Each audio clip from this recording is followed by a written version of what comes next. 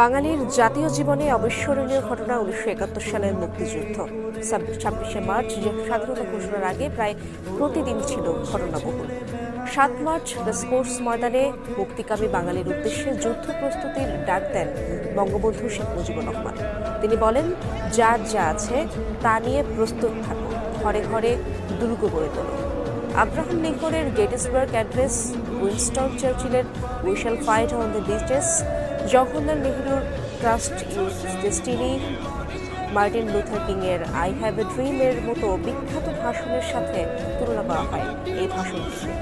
18 মিনিটের ভাষণে 7.5 কোটি মানুষের স্বপ্ন, বঞ্চনা এবং রাজনৈতিক অর্থনৈতিক স্বাধীনতার কথা বলেছেন শেখ মুজিব। তোমাদের যা কিছু আছে তাই নিয়ে প্রস্তুত থাকো। মনে রাখবা, রক্ত যখন দিয়েছি, রক্ত আরো দেবো। এদেশের মানুষকে মুক্ত করে ছাড়বো ইনশাআল্লাহ।